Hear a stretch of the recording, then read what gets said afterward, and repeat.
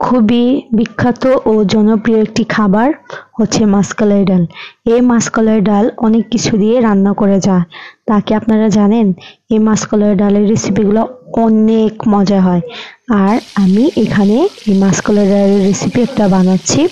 দেখতে পাচ্ছেন আমি প্রথমে এখানে পেঁয়াজটা লাল করে নিয়ে ভেজে নিয়েছি, তারপরে হলুদ দিয়ে দিয়েছি 1 চামচ, মরিচ দিয়ে দিয়েছি 1 চামচ, তারপরে আদা রসুন সামান্য পরিমাণ, একটু সামান্য গরম মশলা বাটা, তারপরে এখানে দিয়ে দিয়েছি ঢেঁকি ছাঁটা মাসকলাই ডাল।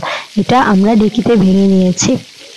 এই মাসকলাই ডালটা এখন আমি এটা দিয়ে রান্না করব। আমি এখানে দিয়ে দিলাম মশলার মধ্যে এই ডালগুলো দিয়ে দিয়েছি। আমি একটু ভালো করে ভুনে নিব এই ডালটাকে। খুবই অসাধারণ একটা রেসিপি। যে পর্যন্ত আপনারা ট্রাই না করেন সে পর্যন্ত আপনারা বুঝতে পারবেন না যে এটা কত সুস্বাদু হয়। তাহলে ডালটা দিয়ে আমি এটাকে একটু কষিয়ে নিলাম।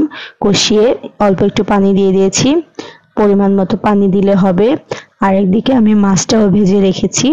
আমি আজকে মাছ দিয়ে এই ডালটা রান্না করব। আপনারা চাইলে গরু মাংস দিয়েও রান্না করতে পারেন বা যে কোনো মাছ দিয়ে রান্না করতে পারেন। আমি রুই মাছ দিয়ে এখানে রান্না করছি।